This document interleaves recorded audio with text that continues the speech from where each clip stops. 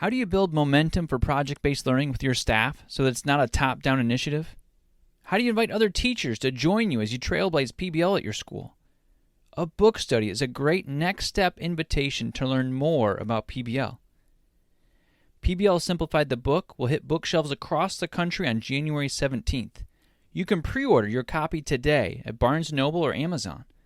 After you pre-order your copy of PBL Simplified, go to the link in the show notes of this episode to download a free copy of the book study. The book study takes you and your team through the 6 steps of project-based learning. Each chapter has a set of online resources to help you and your team start building PBL while you're learning together. There's 2 chapters specifically around implementation and leadership. Pre-order your copy of PBL Simplified today.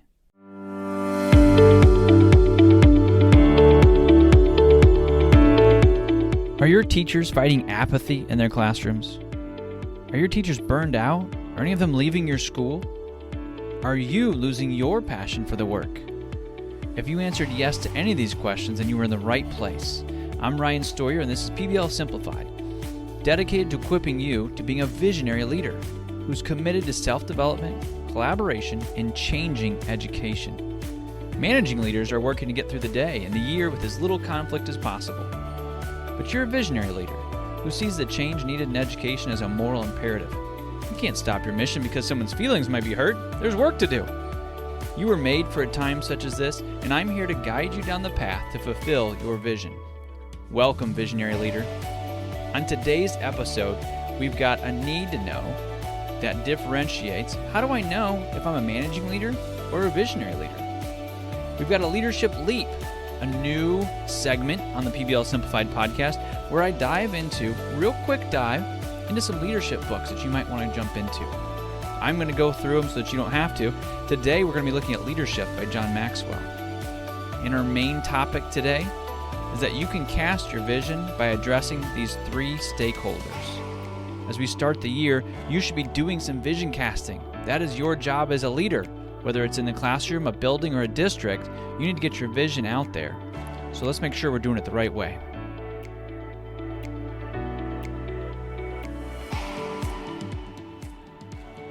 Looking to start your own podcast and not sure where to start? Use the same podcasting service I use to edit, post, and market my podcast episodes.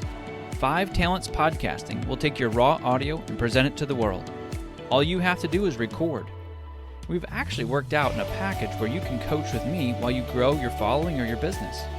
Go to 5talentspodcasting.com to get started today. Our need to know for today is, how do I know if I'm a managing leader or a visionary leader? Here's a quote from John Maxwell to help frame our conversation here. While managers are often able to maintain a team at its current level, leaders are able to lift it to a higher level than it's ever reached before. And if you're listening to this podcast, you're a visionary leader. You're looking to take your vision, the way things could be versus the way they are, and take your team there. Right? You know that you're here, you've defined where you are, you've done a needs assessment, you know where you're at, and your vision says you know where you want to go. Peter Drucker makes it pretty simple. He says leaders are those people that have followers. So you have a staff, but are they following you? Have you shown them the vision? That's what we're talking about today, but it's also in our need to know here. A managing leader makes things run for the short term, out of the status quo. A visionary leader is moving things towards a greater outcome, inspiring those you serve to become empowered, not just compliant. And when we talk about visionary leaders, we're not just talking about district leaders, although we're certainly talking about you. District leaders, building leaders, classroom leaders. We're all leaders, and we have somebody in the education system that is currently built into a system that typically breeds compliance. We're trying to break that system a bit, rebuild it so that we're building empowered learners, empowered staff, empowered administrators that can go out and do the work with vision, excitement, and passion.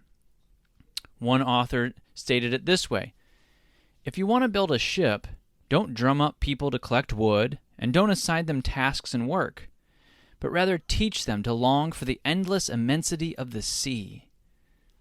That's what vision does. What's your grand plan for education? Mine is I want 51% of schools engaged in PBL by 2051. So 51 by 2051. By 2051, we should have the majority of schools running project-based learning. Then the tide begins to shift.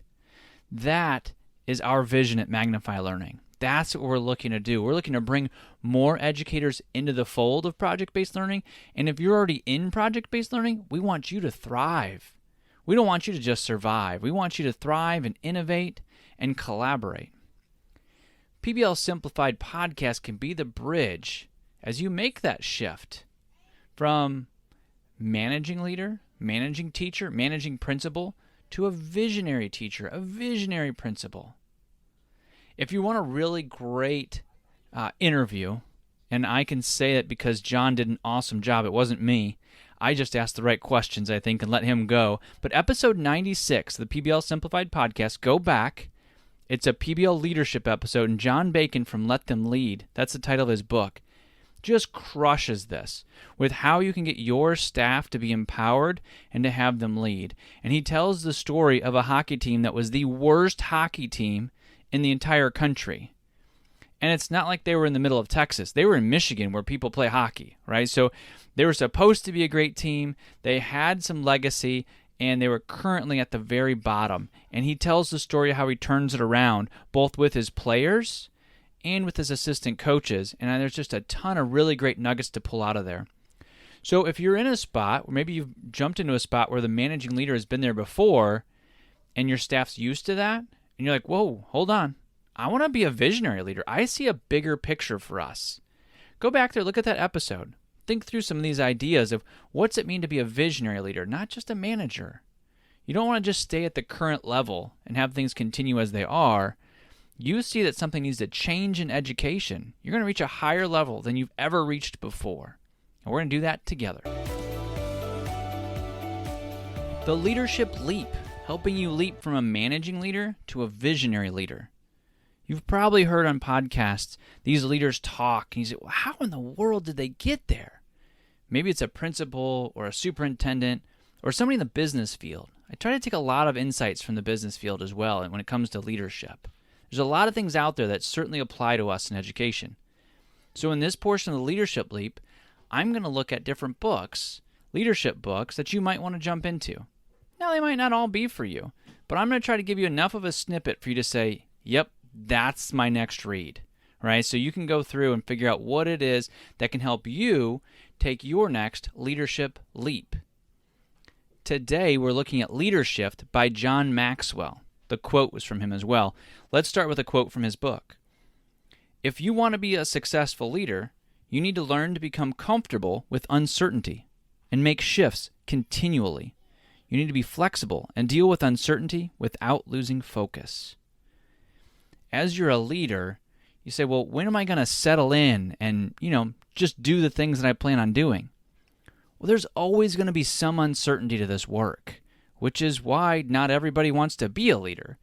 But you've chosen this path, so let's get you fired up. So what John Maxwell does is he has 11 essential leader shifts that you need to make to become that visionary leader. Here's what they are. Soloist to conductor, the focus shift. Goals to growth, the personal development shift. Perks to price, the cost shift. And I'll go into a couple of these in detail, but I think you can get the idea, can't you? Like maybe if you came into leadership to get the perks of leadership, maybe this is more in the business world, because if you did it in education, you know what you're getting into as a principal. Maybe there's perks. Maybe you got an extra place to park, but there's also a whole bunch of extra work to that, and you got to be willing to pay the price. Here are his other shifts that you need to make. From pleasing people to challenging people, the relational shift. Maintaining to creating, the abundance shift. Ladder climbing to ladder building, the reproduction shift. Directing to connecting, the communication shift. Team uniformity to team diversity, the improvement shift. Positional authority to moral authority. Trained leaders to transformational leaders, the impact shift. And career to calling, the passion shift. Now, some of these get me really fired up, but you can certainly hear some of those, I think, where you're like, that's the shift that I need to make, or I've made that shift before. So, give yourself a +1 on there, right? Like you're on the right track. John Maxwell is a guru of leadership, more than 50 years, tons of books. Highly recommend any of his work. But let's look at 2 of these closely. Trained leaders to transformational leaders, the impact shift. This, John says, is the most important. If you want to change the world, you need to become a transformational leader. And here's his quote: inspire people to dream more, learn more, do more, and become more. It's not just about improving data. It's not just about improving the culture of your building even. It's about transforming people to be their best selves, to figure out where they want to go in the world, what they want to do. Now, we do this in our design days. We'll take a principal or a leadership team through 2 days and design what does the passionate work look like? What does the transformational look like for you as a leader, for you as your team, for you as your school?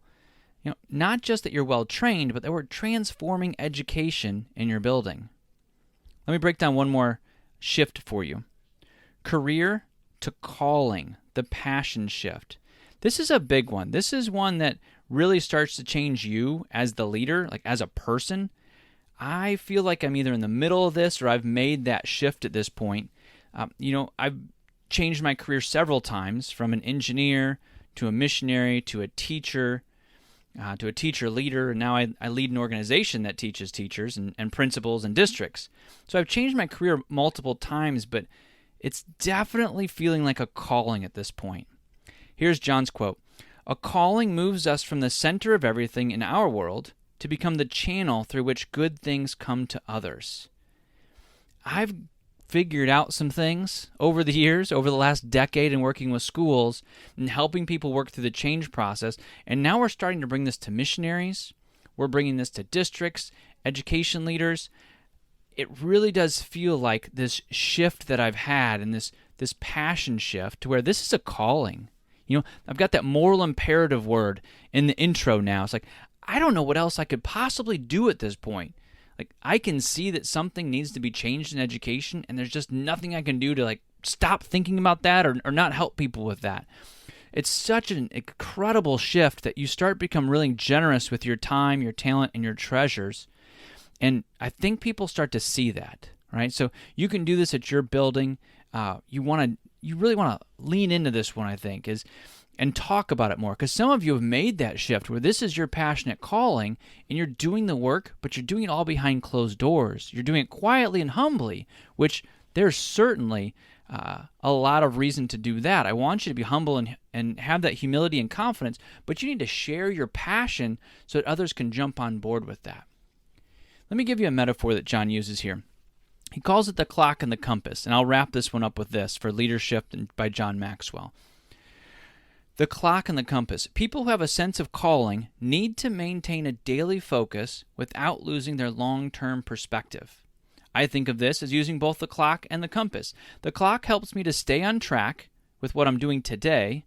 It encourages me to invest in my daily activities and to keep appointments. It allows me to fulfill the mission of the moment. The compass helps me stay on track with my destiny. It allows me to focus on the vision. It helps me know where I'm going. I keep the vision before me. It allows me to fulfill the mission of my calling. Do you see how he's just using different words even? Like mission, calling, destiny, passion. Leader, I encourage you to use some of these words if this is true for you. And maybe even so you can get some bigger shoes and start to grow into those.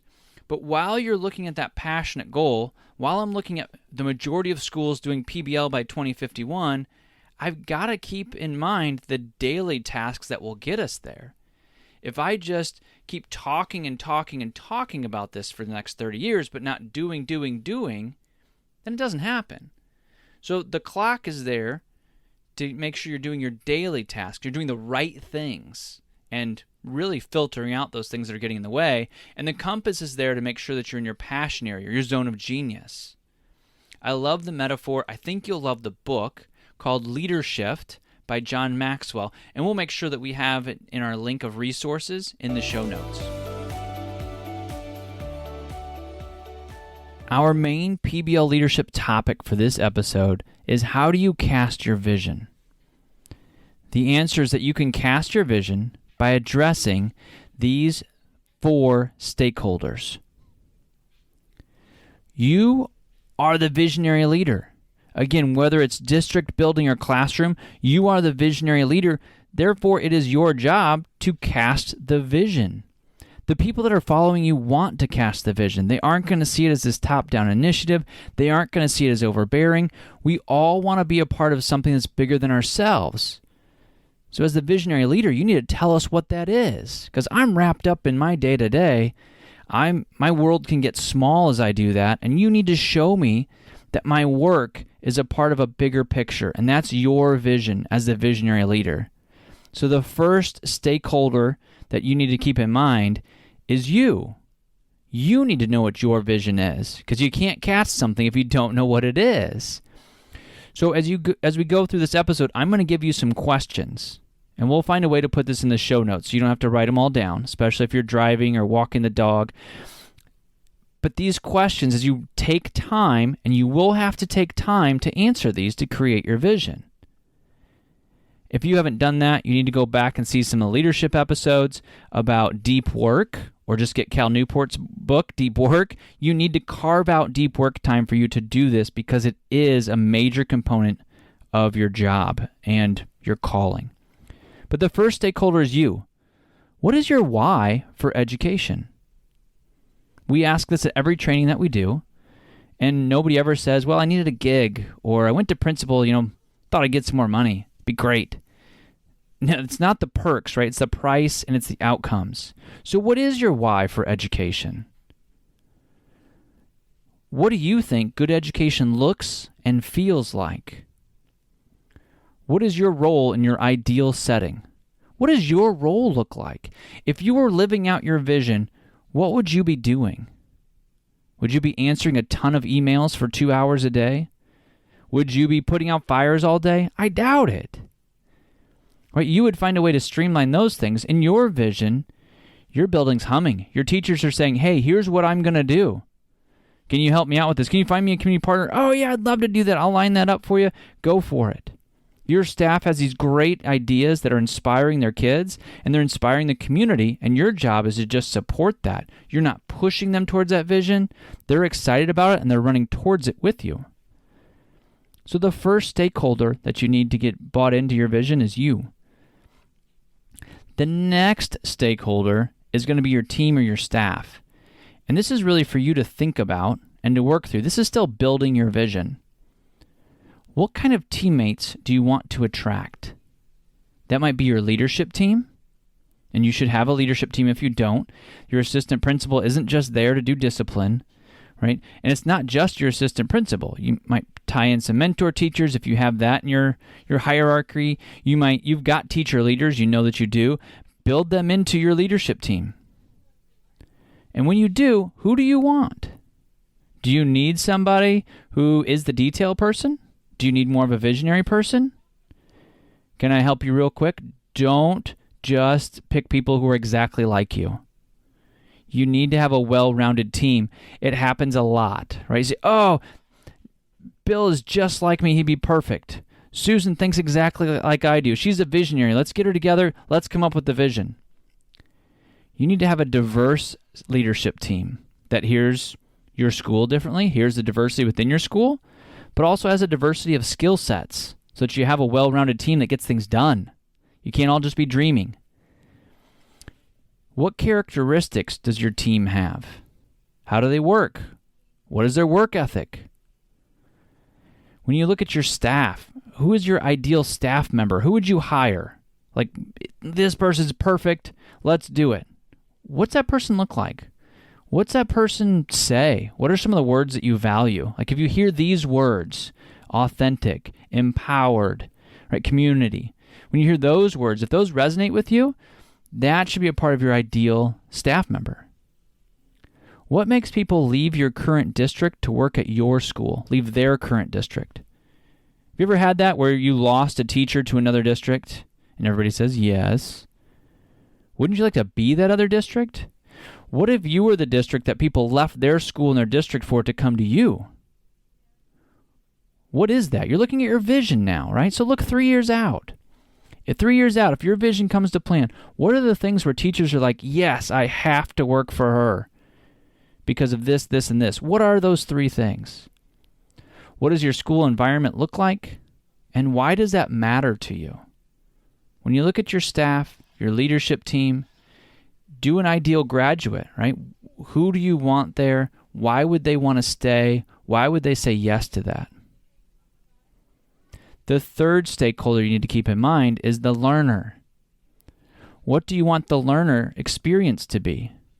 What does their classroom sound like and look like? Here's an interesting protocol that we do at Magnify Learning. We'll do a ghost walk protocol. When nobody's in the classrooms and we just walk through your different classrooms, what do we see? Do we see project-based learning?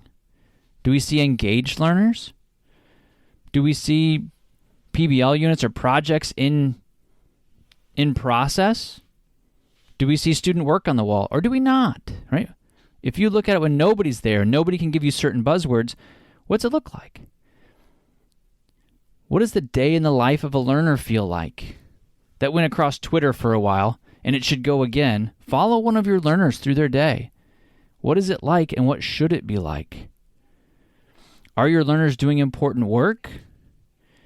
As a learner, do they know why they're doing what they're doing? Often they don't. Often it's because they were told to. Often it's because they know that they'll get a grade. Sometimes they know that it was connected to the work yesterday and there's an important test coming up. But why should they be doing it? What is it impacting? Your fourth stakeholder in creating and figuring out your vision so that you can cast it is really the community. Your community partners, your community members, your parents. What is your school known for? And we'll put this in some kind of a Google Doc so you can just copy it. But I want you to type this in. Like, what do you want your school to be known for? For empowering kids? For having a great program? For what are you known for? And what do you want to be known for? You know, there are some schools. There's one of our model schools that's in Columbus, Indiana, and Cummins Engines is there. And it's a really interesting compliment that they get, that when an engineer moves in from another country or another state, they want their kids to be in the PBL track. Say, I want my kids to have project-based learning. And they push for that. They're known for that because they know it's a different type of learning, and the engineers know that that's what their kids should be a part of. Those schools are known for that. They have a reputation in the community with community partners of treating community partners well, having authentic expos, authentic presentations, and people say yes to them a lot because of that. That's what their schools are known for. When community partners talk about your school, they say ... Give me 3 bullet points. What do you want community members to talk about for your school? Remember, this is your vision. This is what you're moving towards. This is the flag that you're putting out in front of your staff and your learners and your community to say, this is where we're going. What do people talk about when they talk about your school? Let me give you one more tangible one. When the local newspaper comes to do a story on your school, what do they mention? What would the local newspaper put in a story? And sure, you can do what it would be now, but I really want you to think 3 years out. Like, best case scenario, what would the local newspaper be talking about when they write an article on your school? You're probably thinking of some things, but you know what? I need you to take an hour, 45 minutes. All right? Carve out some time on a Tuesday from 9 to 9:45. Answer these questions. Type them out. Share them with your leadership team. What would they say? If you share your vision with your leadership team, they're going to get fired up about it. They'll get behind you. They'll add to it. But you're the visionary leader. You need to put it out there first. You need to think through this. That's why you're put in that position. And some of these questions, I hope that they help you in that endeavor of creating your vision. Think through the different stakeholders. You, your team and your staff, your learner, and then the community. What would they be saying about your school in the future when your vision comes to fruition? Because it will. You're taking the leadership leap. You are a visionary leader, and it's time for you to step up and cast that vision and then build out the steps to get your staff there. If you want more help with that, of course, at Magnify Learning, we do that, right? We do leadership coaching. We do design days. We take 2 days to flesh all of this out so you leave with a very clear vision, a very clear plan over the next 3 days. But this is the heart and bones of that work. I'm fired up for this year. Are you fired? Do you have a vision you're fired up about? I am fired up. Like when we talk about 51% of schools engaging in PBL by 2051, my kids always remind me, you're going to be 70, Dad. That's right. I'm going to be fired up. Majority of schools are doing PBL. I'm ready to hand it off to the next generation to take it and run. That's going to be our work. I'm fired up. We've got a conference coming up. You can bring your team to do this work in June or October. We'll get these flyers out to you here in January. You can bring your leadership team, once you get them fired up about this vision, bring them to our conference. You go through the conference with your team. You are a participant. We set up your vision, but you're a participant with your team so you can build culture and figure out what this looks like for the next 3 years. We're going to have one in June. We're going to have one in October. We've got an online community coming up in the summer to connect you with other like-minded visionaries, because you need to find your people. You have different conversations than most people, right? You're trying to change education. So you've got different conversations than your educational colleagues. You're having very different conversations than your neighbor in the business world.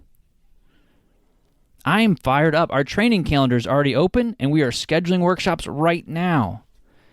We are on our way to pursuing this visionary, exciting goal. You need to be able to put that out there for your staff so they can start figuring out how to chase that. Why? Because your vision is important to the world. So let's make it happen. Thank you for listening to this episode of the PBL Simplified podcast. Would you help us achieve our vision of 51 by 2051? One small step you can take to help us out is to leave a review of the PBL Simplified podcast. Scroll down to the bottom of our show page, select a star rating, and leave a review. Your review helps others find this podcast. When you leave a review, the next visionary leader will see your words and join us. Thank you for leading inspired.